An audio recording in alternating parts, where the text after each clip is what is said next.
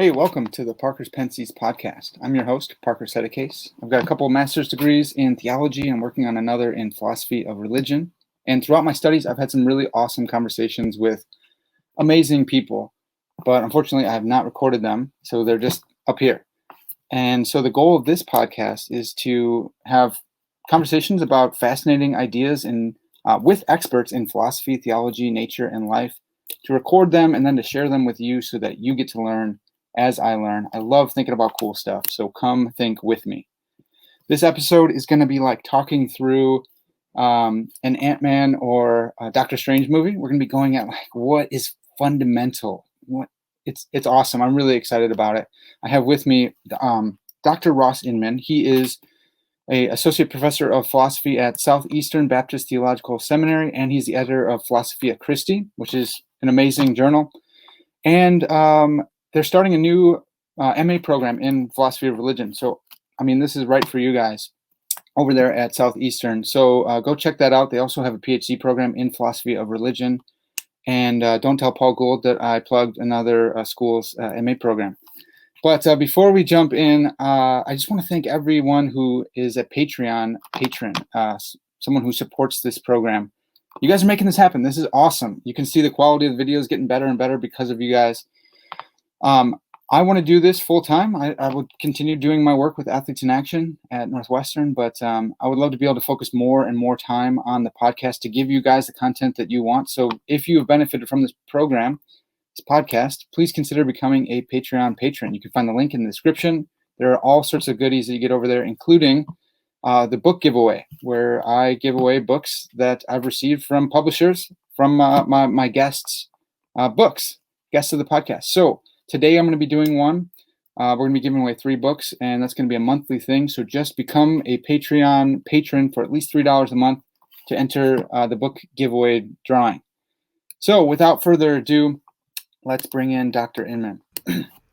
Dr. Inman, thanks so much for coming on the podcast, man. Parker, it's great to be here, man. Thanks for having me. Yeah, and as I told you off air, like this is a really highly requested episode. People want to hear about Meriology, and so just real quick for anyone who is not familiar, Meriology comes from the Greek word meros. I know this from my Greek time, which is sweet, but it means part, and so we're going to talk about parts and wholes and fundamentality and all sorts of amazing stuff. You can see the background is Ant-Man because that's how I think of this as I was reading Dr. Inman's book. As we get in here, Dr. Inman, how'd you get into philosophy at all? Yeah, great question, Parker. Thanks for having me on, man. It's great to be with you. Philosophy. How did I get into philosophy in the first place? I guess sort of at the root, it was just a deep desire fleshed out to be rightly oriented to reality. I mean, that's kind of a simple way to put it, but it was just the philosophical questions were naturally the questions I was asking that were keeping me up at night, both before I was a Christian and after I became a Christian, my junior year in high school. These were just the questions that it was kind of my intellectual center of gravity, were these sorts of questions about, reality, mind, values, God, these sorts of things after I became a Christian. So yeah, I mean, it was more of just kind of dovetailing nicely with my own kind of longings and my own interests about reality. And I figured out there was actually a discipline that I could study that and channel these deep desires and interests of mine into a formal area of study. I'm the more I'm exposed to philosophy as I continue to study it, the more I'm just honestly trying to be an aspiring generalist. There's just so many fascinating topics in philosophy that it's hard not to be drawn in and to see the interconnections between the different disciplines. So yeah, well, so you said you consider yourself a generalist. I mean, because I have this book. I bought it back when Paul Gould was at TED's, and I saw him reading it, so I'm like, I'm going to read it, and then I immediately put it back down because it was a little bit too tough for me at the time. But now we're reading it in his class. So I've always thought of you as like a Meriologist, but how do you consider yourself? Are you a philosopher generally who has different interests? Are you fundamentally, are you a Meriologist who has more broad philosophical interests? How do you consider yourself? Yeah, great.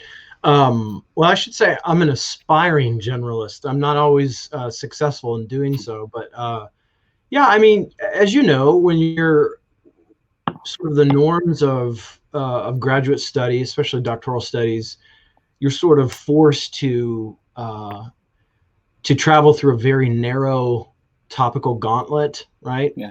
And it was a directed study actually with J.P. Moreland when I was doing my master's degree at Talbot in the metaphysics of material objects that just initially piqued my interest. And he had me reading figures like Edmund Husserl's Logical Investigations. He had me reading Aristotle, Aquinas, Brentano, these sorts of figures that I'd never been exposed to, but that were incredibly rich. And I just naturally gravitated towards metaphysics, one, but also two, just the structure of the material world and how parts are related to their wholes in general. And I realized that this was really a topic that was quite ancient indeed. So I sort of gravitated towards that topic and naturally just found that to be a world in itself, honestly. So that's what I decided to kind of specialize in for my doctoral studies. And this book is really a kind of an outflow of that doctoral dissertation at Trinity College in Dublin under Peter Simons, who wrote sort of the Bible on Mereology called Parts: A Study in Ontology. And I was thumbing through that book, and I was just really moved by the way that he approached the topic, how radically different it was from a lot of contemporary literature that I was reading at the same time. So yeah, I mean, I'll just say I've since broadened some in areas of interest since working on this project in particular, mostly to broader aspects in philosophical theology, as well as metaphysics. But yeah, so if I had to sort of pick an area to hang out in, it'd be philosophical theology, metaphysics, and even just the application to various Christian doctrines too, with respect to metaphysics. So yeah. Well, I got to imagine that being the editor of Philosophia Christi is pretty cool because you don't have to go out and find things anymore. People are sending them to you. And so how do you, well, what's the most current up-to-date arguments? Well, they're coming in daily, to you. I think that's pretty awesome that like those kind of things are fantastic. Having a podcast every now and then, people will be like, hey, can I come on? Here's my paper, or let me send you my book. And it's like, dude, this is somehow I reversed the polarity and now it's coming my way. And it's fantastic. Your book, I mean, it's right in the title, a Neo-Aristotelian Mereology. As we're kind of wading in here, what are some other options of Meriology? And actually, before that, like what is Meriology? Yeah, good. Well, Meriology, I'd say probably most specifically, it's just the formal study of the logic of parts and wholes. And as a sort of formal discipline, it probably traces back to, I don't know, at least in the Anglo-speaking world, 1940 with Leonard and Goodwin's book, The Calculus of Individuals, which was an attempt to employ a formal theory of parts and wholes to replace set theory. So this was supposed to be a nominalistic substitute for set theory, what Leonard and Goodwin were up to. And so it was just, it was a logic governed by various axioms of various degrees of strength.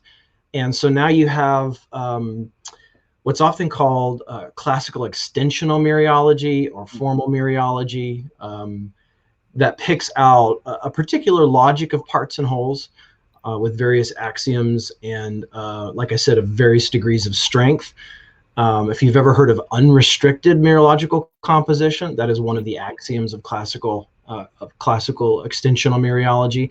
So I'd say in the most specifically, Parker, it picks out just a particular formal theory of parts and wholes, but I guess more broadly, just the study of parts and wholes in general, whether like a formal logic of parts and wholes, really, like I said, it goes back at least to the time of Plato. So you have Verity Hart has a wonderful book called Plato on Parts and Wholes. That's with Oxford University Press.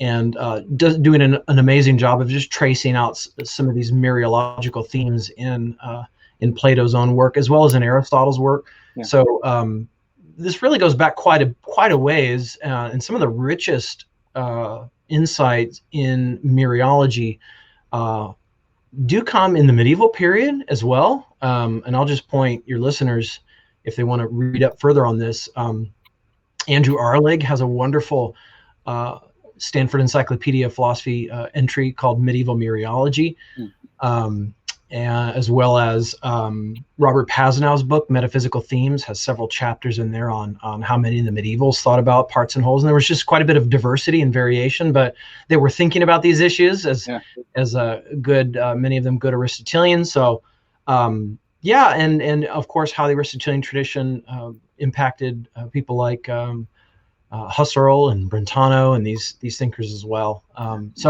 There's a lot there, but I would say probably most specifically it refers to a formal theory of parts and wholes, but more generally just to, how do material composite objects get composed, and what are the various types of parts they have, and so on and so forth. Yeah. So I think that last part is really interesting.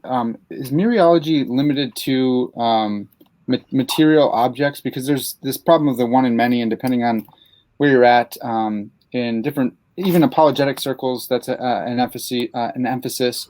And so I was confused on this, but someone said that it's restricted to material objects. Is that right? It just depends on your view, honestly. Okay. The parthood relation. So something's being a part of another thing. It just depends if it's what philosophers call topic neutral or category neutral, if it can obtain between entities of any ontological category, abstract, concrete, material, immaterial. So David Lewis, in his book Parts of Classes, he thinks it's a topic neutral relation, where he says, like, for example, he just says hypothetically, God's beliefs would be a part of his foreknowledge or something like that. And you can talk about parts and parthood and with respect to immaterial or non-material things as well.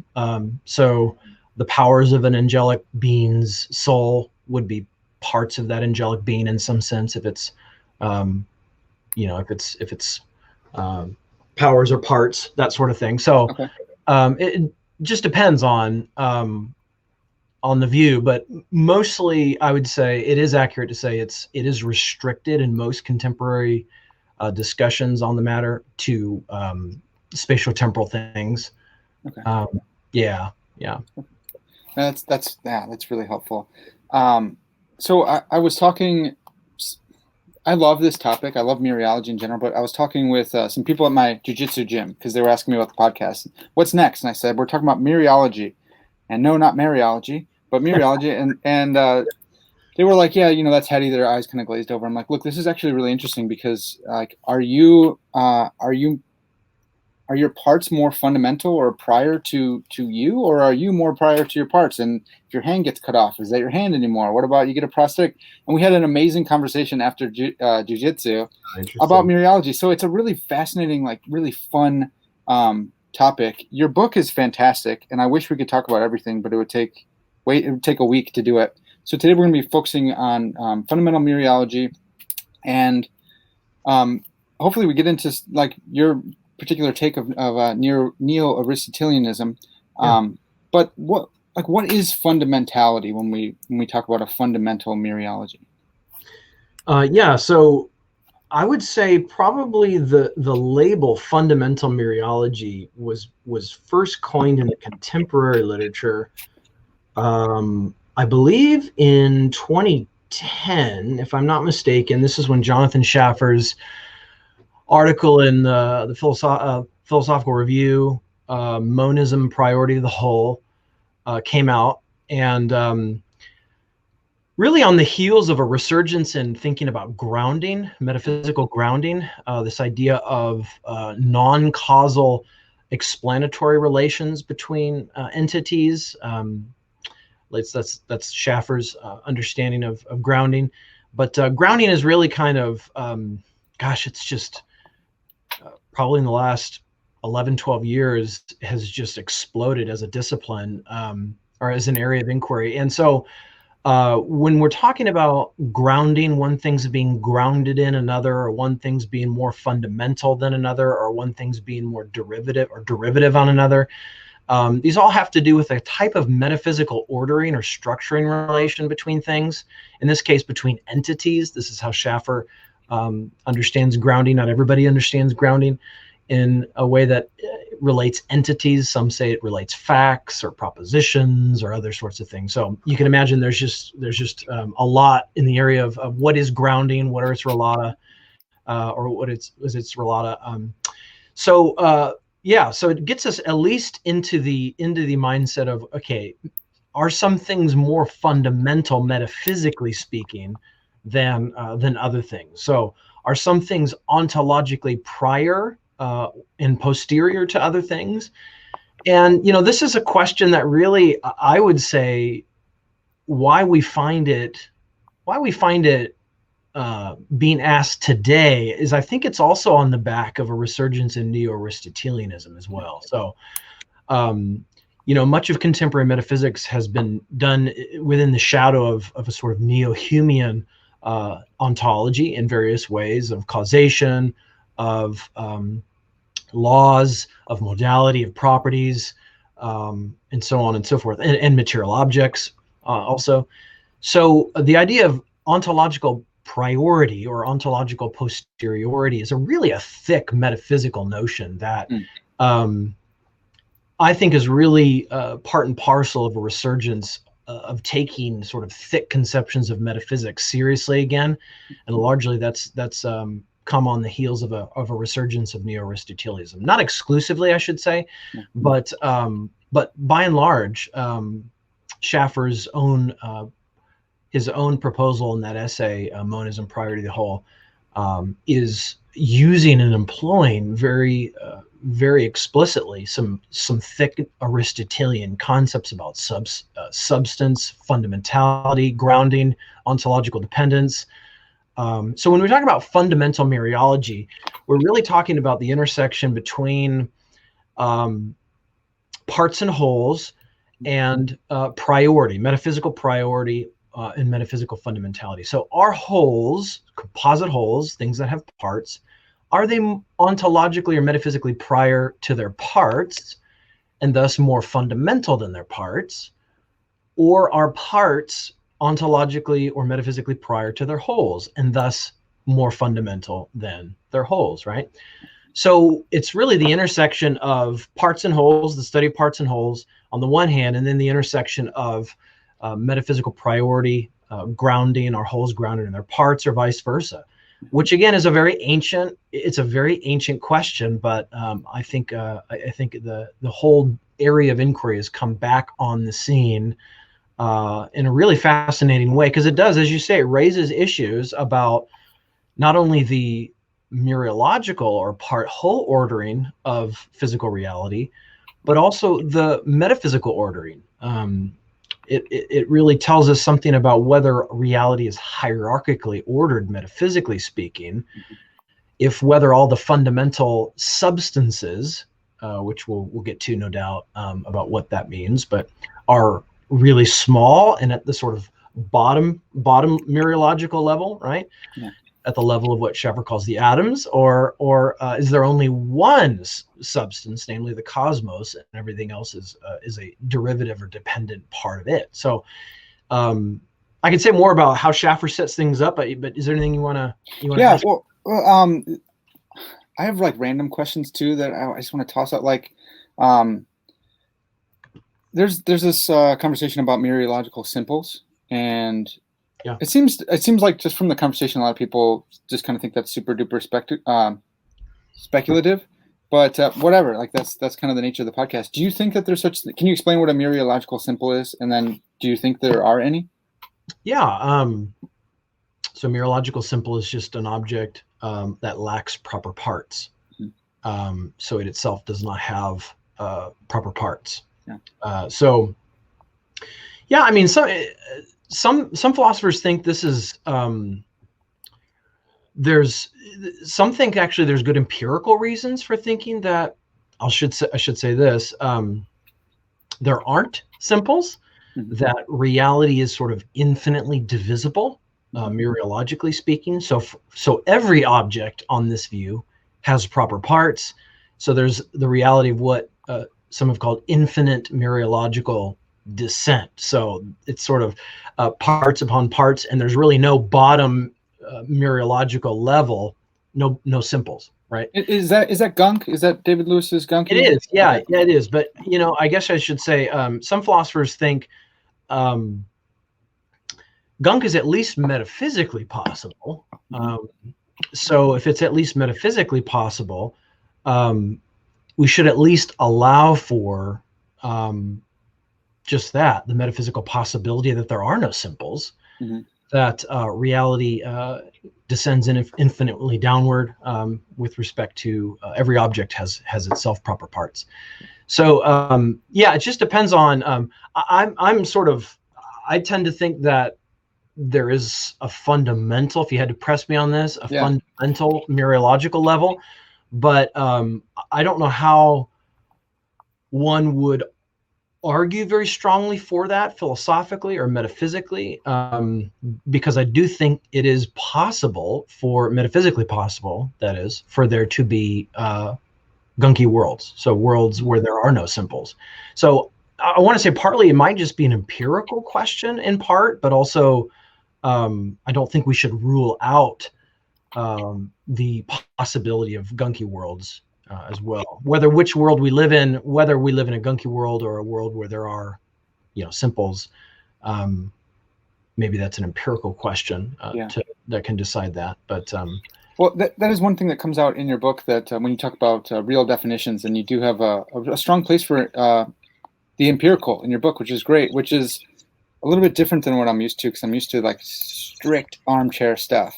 Yeah. And I was thinking, could someone run some kind of argument about infinite regress, and like if we got turtles all the way down, famous expression, but we would never get to the grounded things that we have today, because I don't know, maybe are there any infinite regress type arguments there? Well, there are for grounding. So the question of so perhaps you're familiar with an epistemology about epistemic justification, the structure of justification, the view known as foundationalism, right? There have to be some beliefs that are justified, but that are not inferentially justified. So they sort of constitute the foundation of one's noetic structure. And some have argued for a metaphysical foundationalism with respect to grounding. So there has to be some bottom metaphysical fundamental level. Or else, as Schaffer puts it, being would be infinitely deferred, right? Yeah.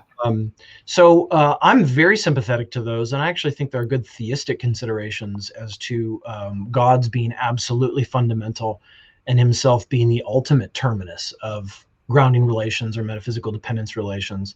So I think there are theistic reasons to hold to a kind of metaphysical foundationalism, or what I call in the book the well-groundedness so the well-foundedness of grounding, right? That grounding is not does not have infinite, they're not infinite chains of grounding. So that is a discussion with respect to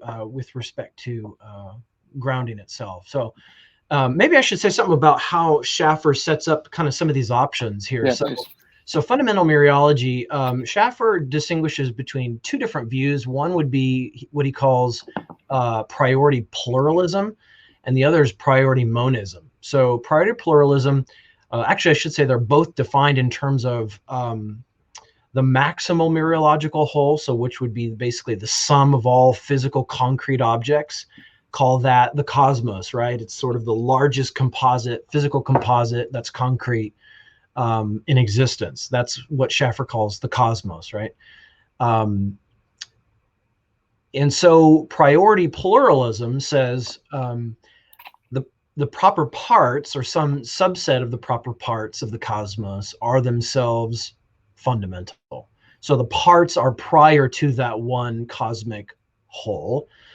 On the other hand, priority monism is the view that no, the cosmos as the sort of maximal compositional object is itself prior to all of its many, many proper parts. So everything other than the cosmos, that is all of its proper parts, all of its physical, concrete, proper parts, are derivative. They're not fundamental. They're not substances. So on that view, there's only one fundamental substance. And here, substance really is supposed to be tracking fundamentality. So the substances are the fundamental things, the things that are not grounded in other things. So they have a sort of ungrounded character to them. They are the terminus of grounding relations, the substances are, and they're supposed to do the grounding. They themselves are not grounded. So on Schaffer's view, there's really only one fundamental substance, and all grounding relations terminate in it, and it's the cosmos. It's the one maximal whole. And on priority pluralism, one particular version, which he spends most of his time interacting with, is priority pluralism. And that's the view that, priority microphysicalism. And that's the view that the things that are, the parts of the cosmos that are prior to all other things, that are fundamental and where the substances reside, those are the little physical bits of reality, whatever they might be, right? So just take that as a placeholder, whether those are like fields or strings or whatever. They're fundamental, right? The substances are down there. And everything else built up out of those microphysical bits of reality are derivative. They're not substances. So I don't know if you noticed, but there's an assumption in both of these views. And I'd say priority microphysicalism is probably the predominant view that really sets the stage for many discussions in the metaphysics of material objects, for philosophy of mind even. And Schaffer's is quite unique and new, but it hasn't really gotten the traction as much, nearly, not even close, really, I should say, as priority microphysicalism. But both of these views share in common this idea that no substance has another fundamental substance as a proper part. So if the one cosmic whole is a substance, then all of its parts are not substances. And likewise, if the little microphysical bits of reality are substances, then everything that they compose at a higher Meriological level, they're not substances either, including the cosmos. But that also means that includes what I call intermediate objects like us, like living organisms, trees, people, depending on your view of a person. Both of these views really render, I should say, all intermediate objects, things that are like ordinary medium-sized composite objects like trees and living organisms, they render them non-substantial, right? They're not substances. So on Schaffer's priority monism, there's only one substance. All of the parts of the cosmic whole are not substances, including all living organisms, including beings like us. And then likewise, on the other end, everything built up out of the fundamental substances at the microphysical level are not substances. So I guess what got me thinking about this was, wow, on both of these views, both the priority microphysicalist view and the priority monistic view, really Aristotle, which was, if you think about it, one of the main, his sort of understanding of primary substances was such an important player in the history of metaphysics that there's really no room for Aristotle here, right? So, and I always want to make room for Aristotle. My boy Aristotle. So, so I thought, maybe there's something we can say here. And to be honest, it really stemmed from the fact that there seemed to be deep problems with saying that no intermediate objects that are composites are fundamental. And so that's what got me initially thinking about these sorts of issues. Yeah. Okay. Dr. Inman, are you familiar with Floam, the children's toy thing? It's kind of like Play-Doh. No. Okay. I think this is Floam. It's a bunch of little small, like squishy BBs, and you put them together and to make objects and stuff like that. And so I think for those listening, like that's priority microphysicalism. You have these little BBs, whatever they are, strings, and you build up the physical reality with those things. But it seems, I'm wondering if priority monism and priority microphysicalism, would both of those views deny a gunky universe, a gunky cosmos? Because it seems like priority microphysicalism, the fundamental things are substances, and substances can't be made out of other substances. I don't know. How do we think about that? Yeah. Well, if I'm remembering right, in the third chapter, I think I lay out models that are consistent with gunky and non-gunky Meriologies, and how that might work. So if I'm remembering correctly, I think there's room to make both of those views work. Is it separable and inseparable parts? Is that doing work there? No. It would be no. So I would just point your readers to the third chapter, where I'm laying out the views and saying there are gunky versions of priority microphysicalism, where there's really no bottom fundamental Meriological level. There are no atoms, as it's called in Meriology, just simples. Yeah. But in fact, every object itself has proper parts. But that would entail that there's no fundamental metaphysical level. Yeah. For a gunky priority microphysicalism, it would just be grounding relations, just because if all wholes are grounded in their parts, and there's no fundamental metaphysical level, then it just continues onward. Yeah.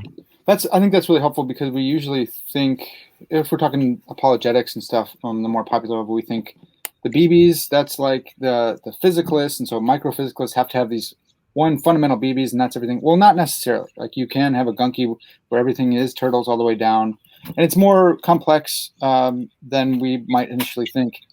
But it's super fascinating, super interesting. So we have priority monism, priority microphysicalism, and then yours is a priority macrophysicalism, right? Actually, no. So that is one possible view. So you could say, in contrast to priority monism,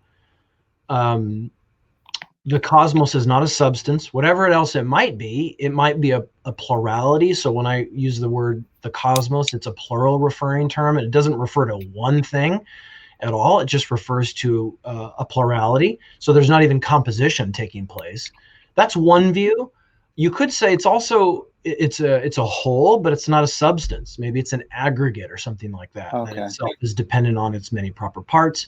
But in contrast to priority monism, the priority macrophysicalist will say, no, there are macrophysical, ordinary, medium-sized composites that are substances. In fact, on that view, all macrophysical, medium-sized objects are substances. Now, that's not my view. So, my view is called substantial priority, and what it does is it tries to move the discussion away from the cosmos, sort of defining these particular views in terms of the cosmos, as Schaffer does, because you might not think there is such a thing as the cosmos as the sort of maximal Meriological sum. Mm-hmm. So maybe it's not a good idea to basically define the possible views on the table in terms of something that not everybody really might, countenance in their ontology. So I say probably better to unpack the various views in terms of categories. So for substances, for substantial wholes, composite wholes that are themselves substances, they're going to be ontologically prior to their parts. So if a substance has proper parts, if it's not simple, right, it's going to be metaphysically prior to its proper parts. All of its proper parts are going to be grounded in it. They're going to be inseparable parts, as I say. They're going to be parts whose natures and existence is tied to that whole in a very strong way. And I call these grounding wholes in the book. So these are composite wholes, substances, that is. So we're in the ontological category of substance. There's composite wholes that have a particular grounding structure to them. If they have parts, they ground their parts. Their parts don't ground them. But when you move to the ontological category of aggregate, these are both categories of objects, the more general category of objects on my view. So there are two types of objects, right? Substance and aggregates.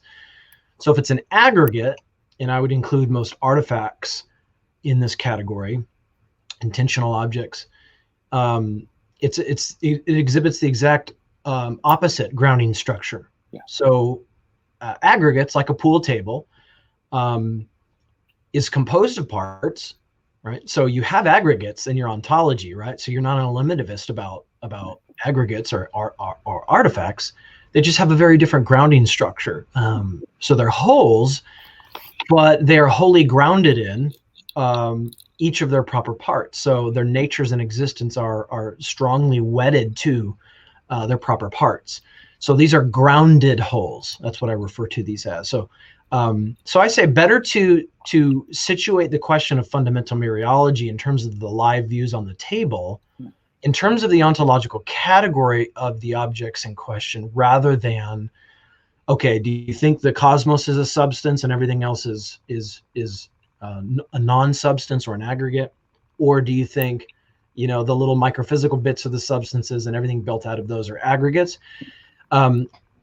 Because that builds in a lot that many people might not agree with those assumptions in the first place. So on my view, substantial priority is simply this. There are intermediate substances. Yeah. So there are ordinary medium-sized substances. Notice that doesn't say that all ordinary medium-sized composite objects are substances, right? So pool tables, right? Pool tables are not substances on my view, but they exist. And they're composite. So they have compositional structure. They've got real parts, proper parts. The legs, the felt, of the pool table. Those are all proper parts of the pool table. But tables are not substances on my view. So you have room for saying some intermediates are substances and are grounding wholes. Yeah. And some intermediates are not. They are grounded wholes. So what that does entail, though, is that the cosmos is not a substance. Yeah. Whatever else it might be. It could be an aggregate, or it could just be a plurality where there's really no composition taking place there at all, depending on which way you want to go there. Yeah. Does that make sense? So that's kind of how my view tries to do a little bit of both. So I guess I thought that that substance priority was like a subset of priority macrophysicalism, but priority macrophysicalism would say that the pool table itself is a substance, right? Yes. So priority macrophysicalism, says all macrophysical composites or all ordinary sort of medium-sized composite objects are ontologically prior to their parts. Yeah, yeah. And that's where basically when you ask the question, well, where do the substances reside? And for priority monism, it's going to be exclusively at the topmost Meriological level, right? Yeah. Yeah. For priority macrophysicalism, it's going to be this: exclusively at the macrophysical level, at the intermediate level. And then for the priority microphysicalist, they say exclusively the substances reside at the bottom most Merological level. And I guess what I want to do is to push back against the assumption that the substances, that the things that are ontologically or metaphysically fundamental are going to exhibit that sort of uniformity where they're all going to reside at the exact same Meriological level. And I want to say there's a real ontological difference between, say, an artifact, an aggregate like a pool table, and a living organism. So I want to recognize that Aristotelian distinction, but I don't want to reduce away non-living or even non-conscious composite objects, as say the eliminativist does. So that's where kind of substantial priorities is rather minimal in the sense that at least there are some intermediate substances. Right. Yeah. Yeah, that's super helpful. And I think the now that you've helped me think through the priority macrophysicalism, it's a little bit weird to think that like just everything in the manifest image that we see is a substance. Like, why would we think that? I like yours because you get to put substances all over the place. Actually, before we go on to this next one, but you have two categories for ontology. You have substances and aggregates. What about heaps? Like, where do we put heaps? Are heaps just a subset of an aggregate? Yeah, I mean, you could say one of two things. I think about heaps. You could say they're not composite objects at all. Okay. So you could just say there are pluralities. So when you ask, are heaps composite objects, or are they just assemblages of various grains of sand, right? Is that a many or a one, right? Yeah. And it's a real live question as to whether it's a one at all, or it's just a group. It's a group of grains, right? So if you think it's one thing, right, then you'll say, no, it's a composite object. It's an aggregate. But as Aristotle pointed out, unity is a degreed notion, right? Something can be more or less unified. And the intuition I'm trying to really tap into, Parker, is aggregates are unified, right? Mm-hmm. But not nearly as unified as substances are. So I guess the question for heaps would be, what reason would there be to posit compositional structure in them to say that they are one thing at all, or just groups of many things, right? Yeah. So that it would just be which way you preferred, and whether or not there were reasons for saying no. We quantify over one thing when we talk about heaps. They seem to have. If you had to press me, I would say something more along the lines of heaps would be pluralities. I wouldn't put them in the category of aggregates, just because the intuition that they lack even the unity of an aggregate, on my view. Yeah. Aggregates are at least unified to some degree or other, like a pool table, and maybe it's exhibiting some functional. The parts are exhibiting some function with respect to the whole, like an automobile or a pool table. These are aggregates on my view, but the parts are much more organized with respect to the whole than say a heap, right? They're just sitting. Those grains are just sitting there, and they're not really ordered to anything higher than it. But I mean, I'm open. You could convince me, Parker, to be a realist about heaps and say that they're composite objects. Well, I'm gonna stick with sand, because I think this might help us as we're thinking through substances and aggregates. So if you take a heap of sand, which could go either way, and you form it into a sandcastle, is that now an aggregate?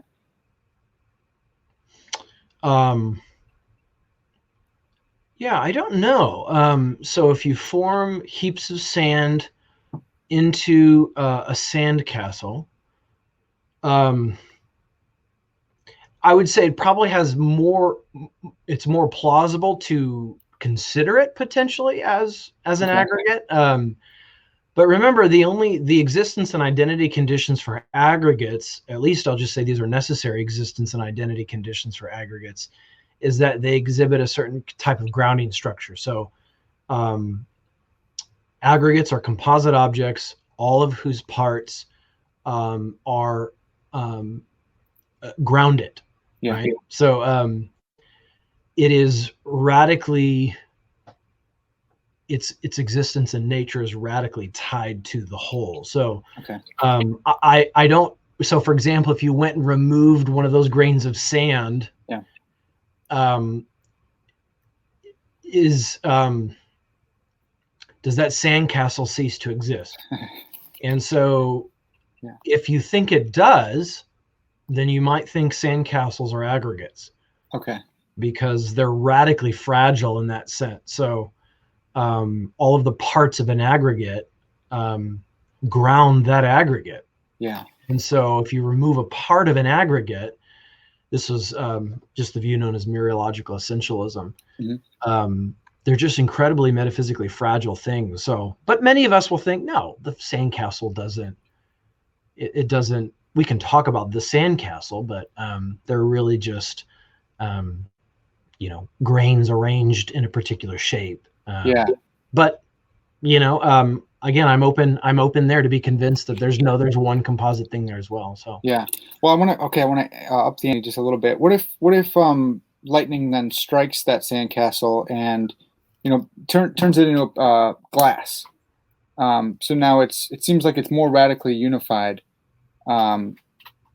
Is there a better case for that?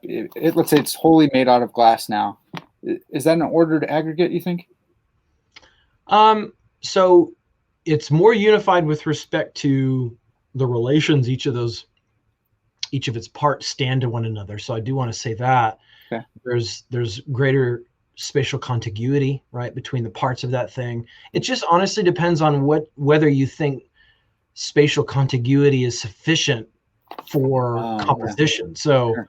This gets to the question of what are the conditions under which something gets composed, right? You're familiar, maybe this is the special composition question.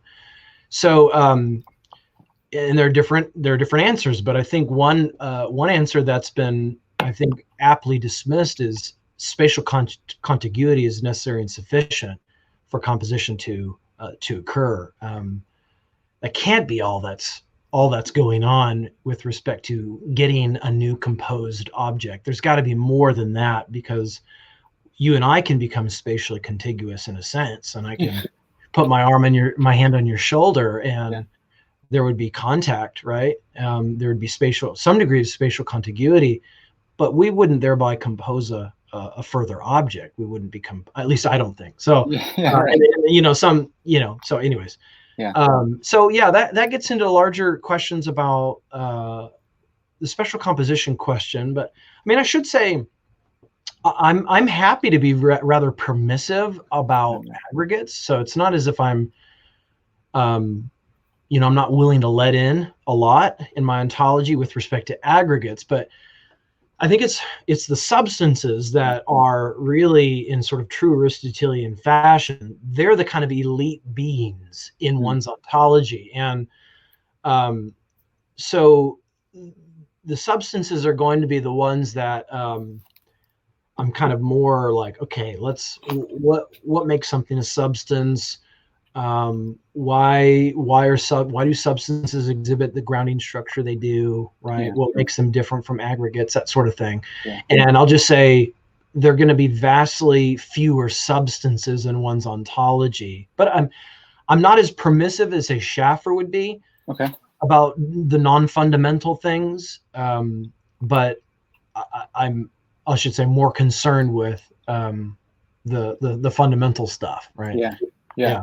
Well, so that brings us right to Schaffer. I think it's Schaffer's Tilling constraint, and that is so fundamentally for you, for neo-Aristotelians of your flavor, the fundamental entities are substances, right? Yeah.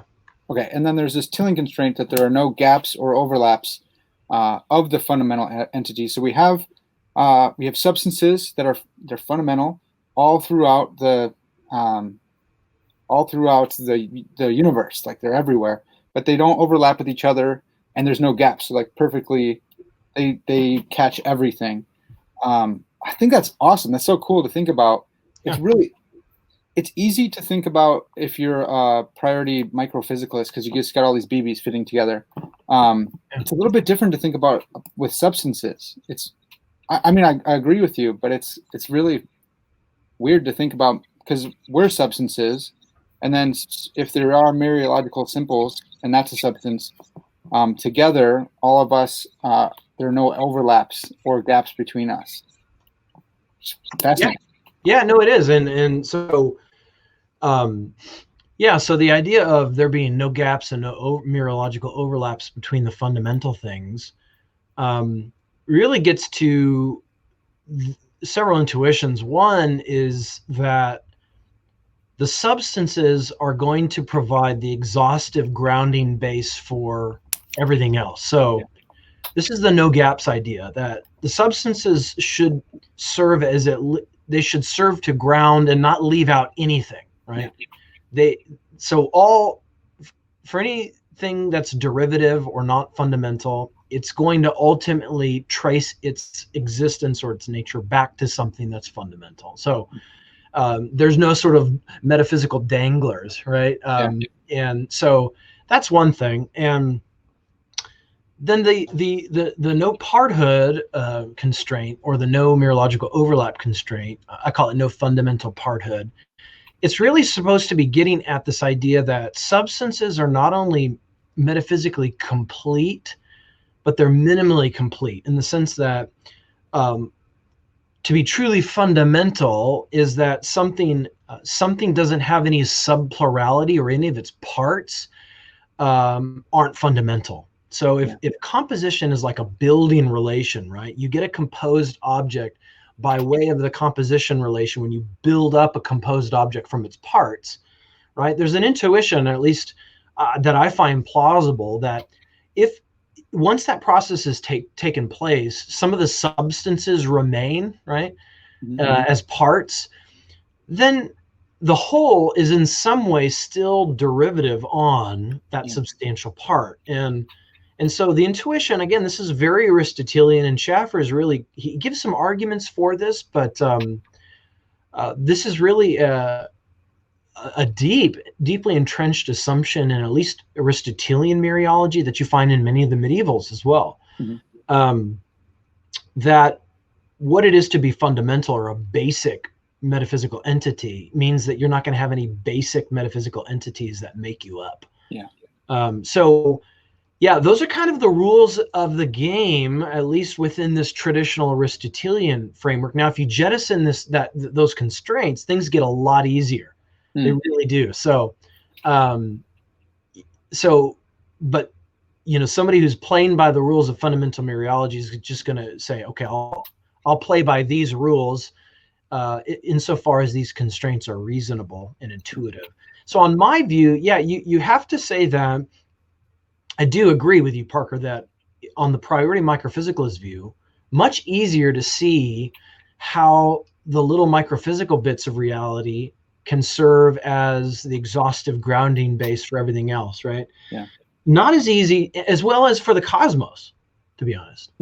So it's the maximal whole, leaves nothing out, right? All of its proper parts are included all other things are included among its proper parts, all other concrete physical things. But for a kind of a mixed view like mine, you have to give a kind of disjointed account that says something like, depending on what type of object we're talking about here, if we're talking about an aggregate, well, then it's going to be totally grounded in, I think quite plausibly, in some set of substances, perhaps at the microphysical level.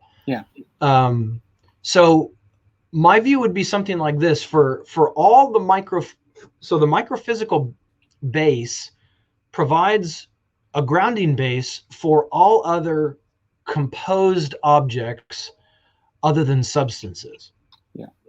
And so there are going to be some composite objects that defy being grounded in the microphysical base, and those are principally, and I would say chiefly, living organisms.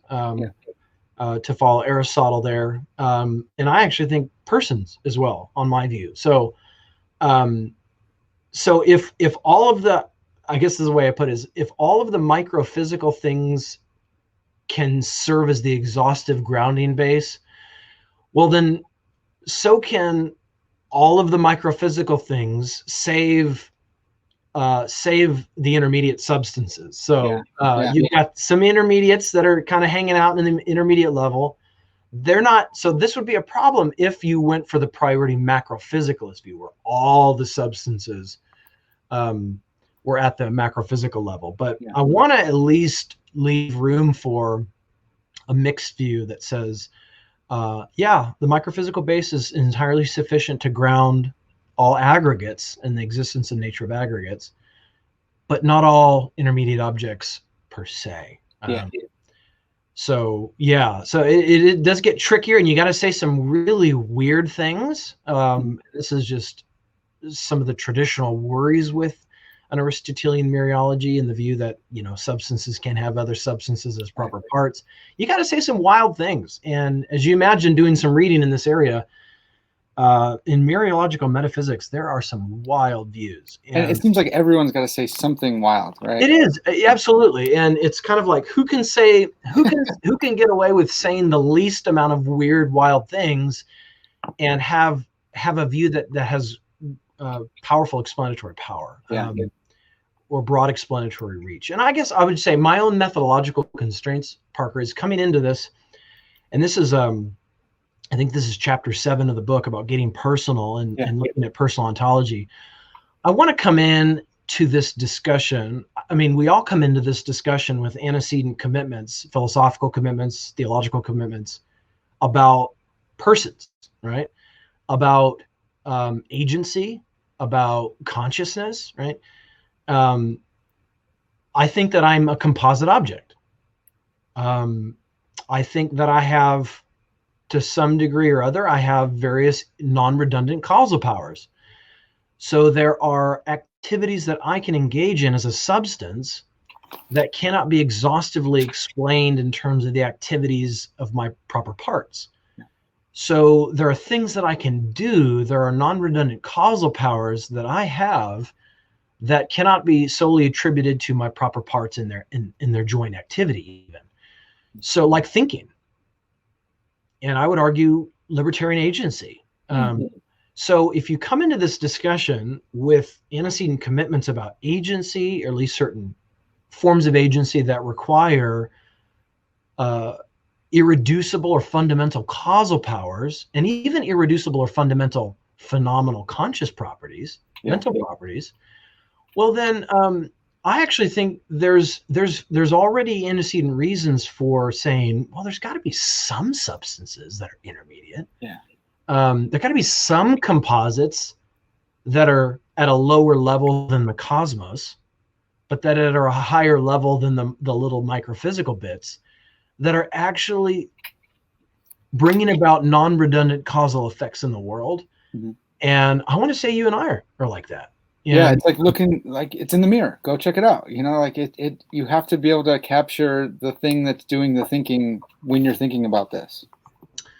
Yeah, absolutely. And if you think thought and just mental activity in general it's the sort of thing that, which many agree, is the sort of thing that can't be a joint activity, right? There's this sort of simplicity intuition that many people have about consciousness and even just mental activity in general.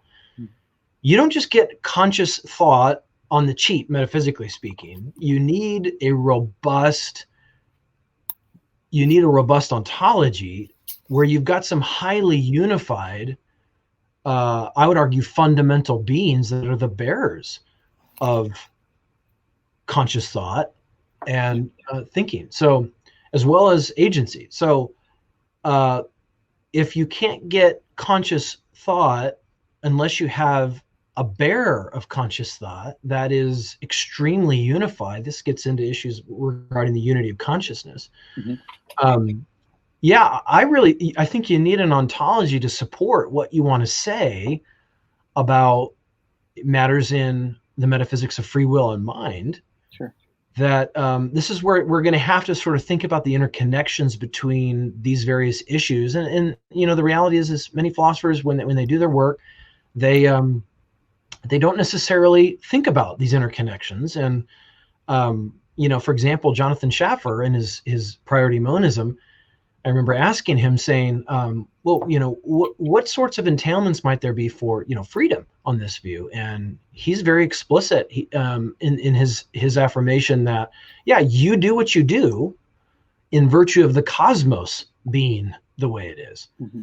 So I don't see how there's any room for irreducible causal activity for what I do. If the ultimate explanation for why I do what I do is sort of grounded in something that I'm a part of, or vice versa, if ultimately why I do what I do, or at least what grounds my own action as an agent, are my microphysical parts, well then, and why not think that I'm just a puppet of my parts, right? Right. It's like PVI's consequence argument is running right through either down or up. That's right. Your freedom. That's right. Yeah. You know, Jason Turner, Trent Merrick's, they've all sort of run similar style arguments that I unpack in chapter 7 of the book, that I call the tracking argument, where I just say, hey, look, you know, not only does determinism threaten with certain kinds of plausible closure principles, free will, right? But also this bottom-up ontology does as well. And I would argue that a top-down, radically top-down sort of priority monistic ontology has the same exact consequence. So I come to these issues, Parker, with sort of I'm leaning into the phenomenology of these things and wanting to sort of take how things appear to me quite seriously in my method. I'm very Chisholmian in this sense. I want to account for the appearances as best as I can. And it strikes me as, I'll just say obvious, that I'm an agent that can bring about irreducible or non-redundant causal effects in the world. I also think my being made in the image of God partly means that not everything I do is going to be reductively explained in terms of what my smallest parts are doing. So, yeah. Just one last one for you as we close out here. So that strong unity.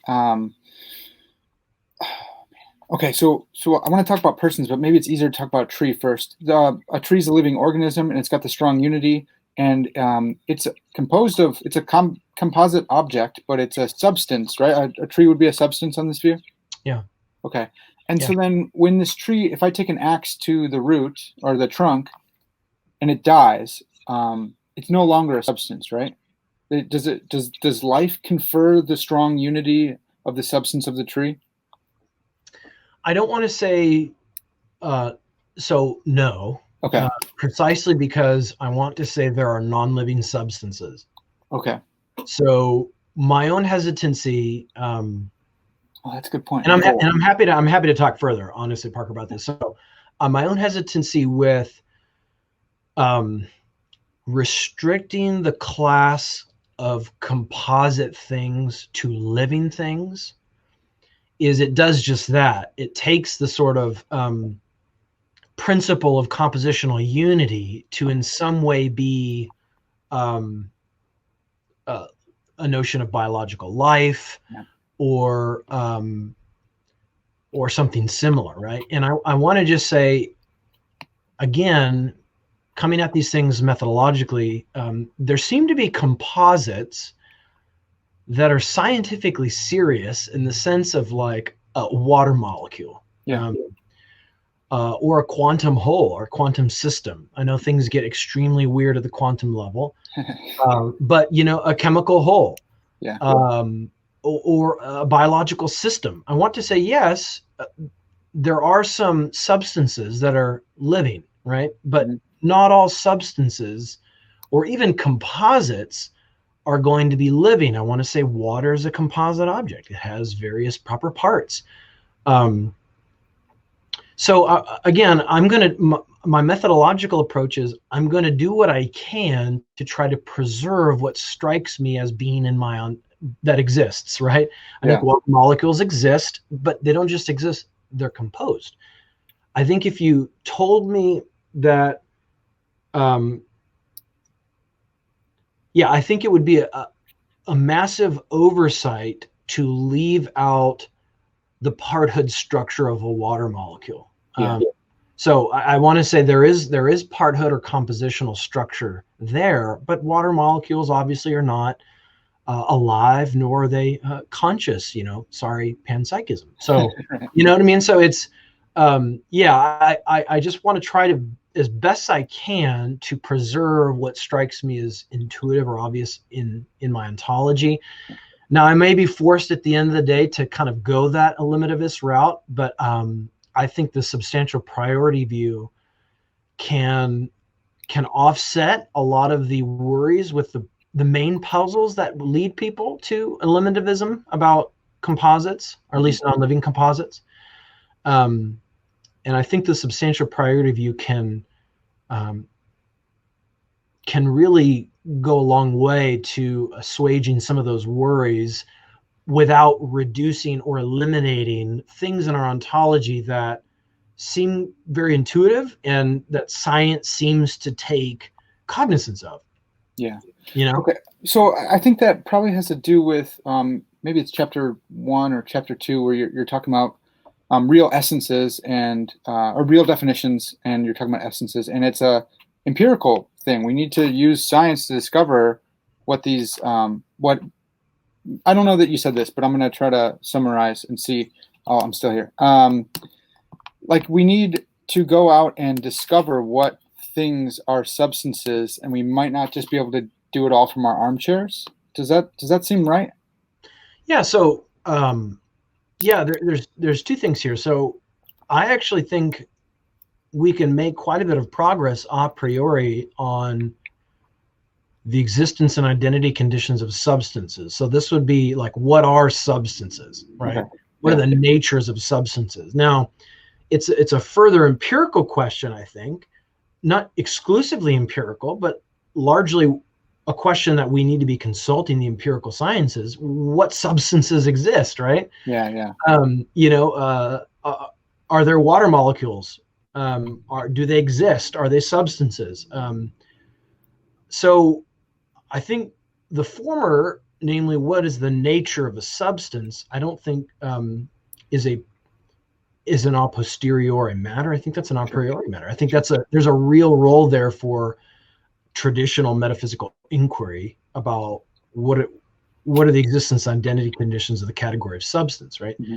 It's going to involve fundamentality. It's going to involve a high degree of unity, so on and so forth. But whether there are any of those that actually exist in the physical world, that's I think largely a matter for empirical inquiry. So, okay. Yeah. So, yeah, well, yeah. Go ahead. I think about me. So I'm a person, and so I'm fundamental. I'm a substance. But when I die, and this is partially because I'm thinking of Aristotle and the severed hand, and when the hand gets severed, it's no longer part of the substance, and it's not even a hand. It's like a corpse hand. So when I become a corpse myself, is that still a substance, or was it when the life leaves? That's kind of what I'm wrestling with. In that, does the unity go? It seems like there's still strong unity, but the person's not there anymore, so it seems like it wouldn't be a substance. I don't know how to think about that. Yeah, these are great questions. So I would just say Aristotle's, classic homonymy principle, where he says, a severed hand is not a human hand. Right. It's only a human hand in name only, right? Mm-hmm. So we can call it a human hand until the cows come home, but what makes it human, right, is the form or the formal component that actually confers identity, confers existence and identity on every one of the substance's proper parts. So that's why, I mean, that's kind of if you see what I'm doing in the book, is I'm trying to sort of unpack in contemporary analytic metaphysical sort of terms the basis for Aristotle's homonymy principle, that the formal component of a substance, right, is conferring, it actually places grounding constraints on each of its proper parts. So it confers the existence and identity on each of its proper parts. So if a proper part ceases to be a proper part of that substance, right, as you just pointed out, well, then it literally ceases to be. Yeah. Now it shares a lot of qualitative features, right? At least a newly severed human hand, right? Yeah. With a human hand. But remember, for him, the nature and identity of something is conferred by that formal component. So it's strictly speaking, speaking strictly in the ontology room, you might say, it's not a human hand. It's not human, right? Yeah. It's a lump of flesh, mm-hmm. you might say. So the afterlife stuff with the human person really, this raises a lot of interesting issues. I would just wonder, so yeah, there are different ways to go here. I'll just say, I don't think you ever become a corpse. Okay. So I think at every moment of your existence, you are human. Mm-hmm. Corpses are not human. Yeah. So therefore, you will never become or be identical to something that is a corpse, because it's not human. So my own view, sort of, that I kind of vacillate on the issue of the afterlife, but my own view is that you cease to be composed of matter. And so in the intermediate state, you are no longer material, although you are essentially the sort of thing that is naturally disposed to be material. So this is what sets you apart from, say, angels or angelic beings. It is part of your nature to be essentially disposed to be united to matter. Yeah.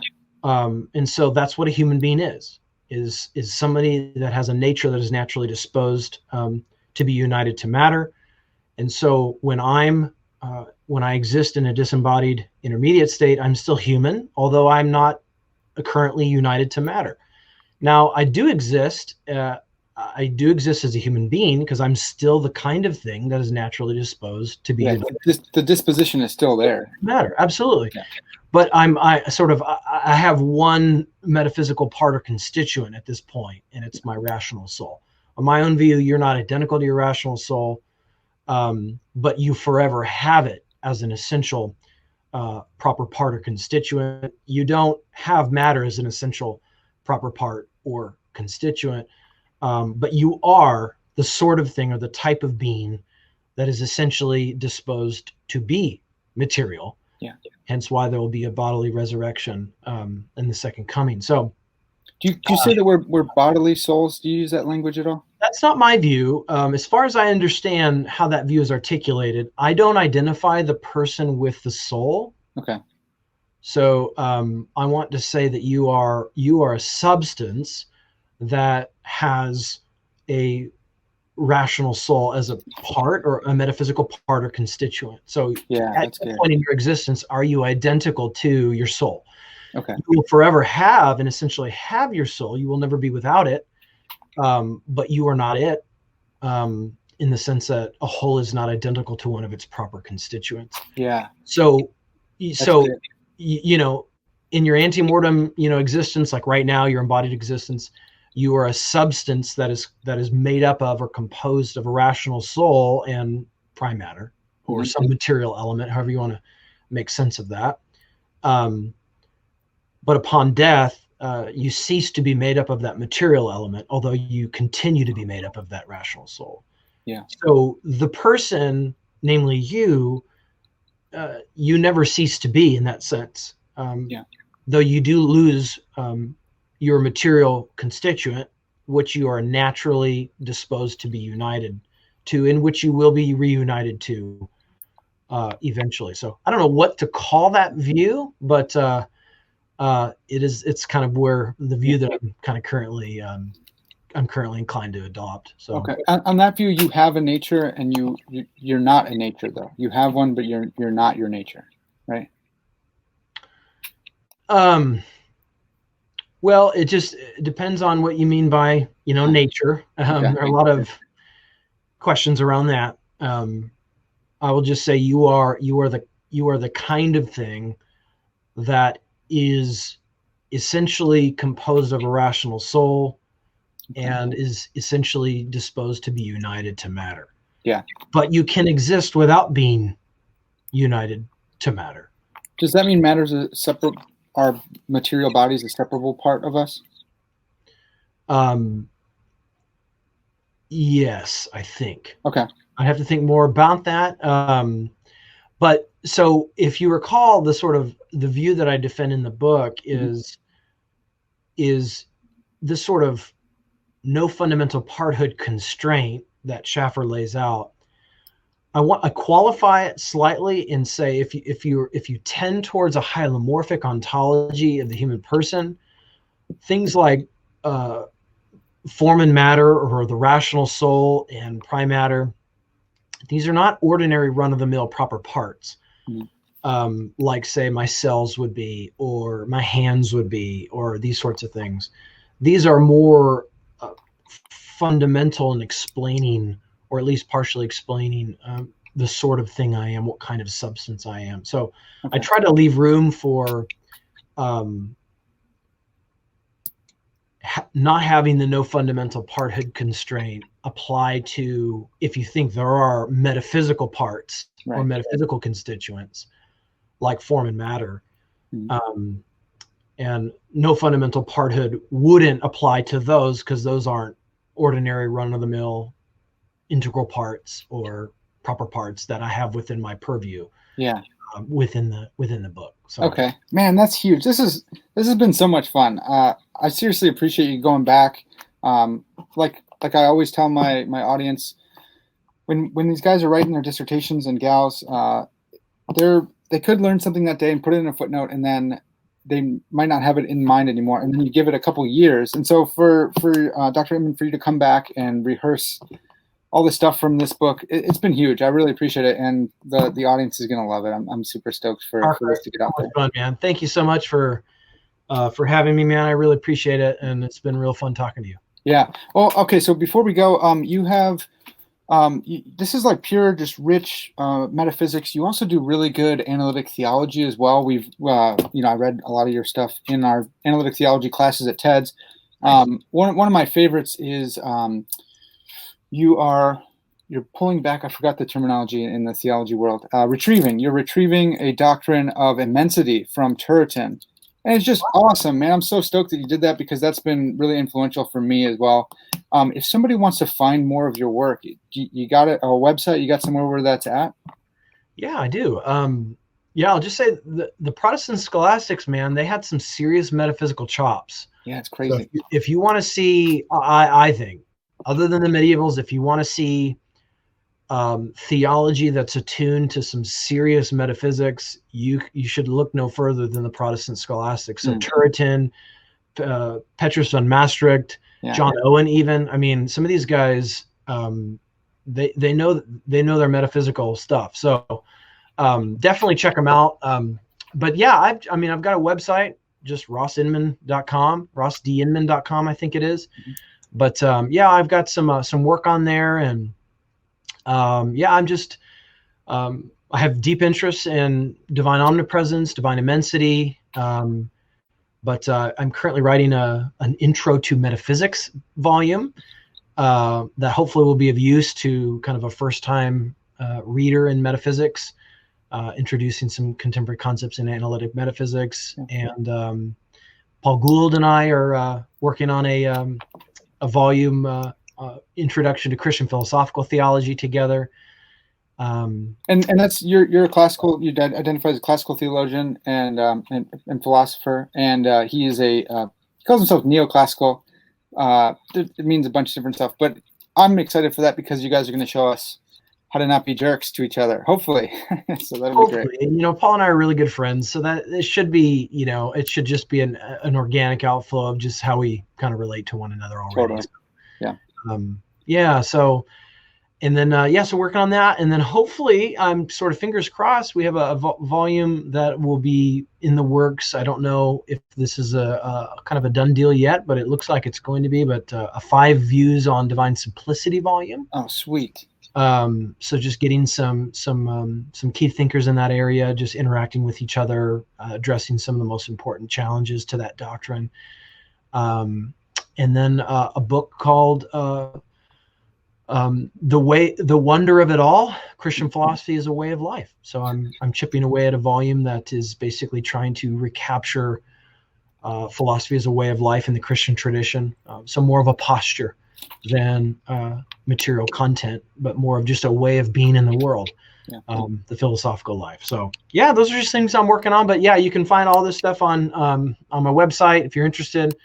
That's awesome. Man. Yeah, this is huge. And for the listeners who like this, man, you can go and study with Dr. Inman, master's or PhD at Southeastern Baptist Theological Seminary. So go and check that out. This has been Parker's Pensées. That's going to have to do it for now, folks. But maybe we can have him back on and we can continue this conversation. That's going to do it. This has been Parker's Pensées. And as always, all glory to God.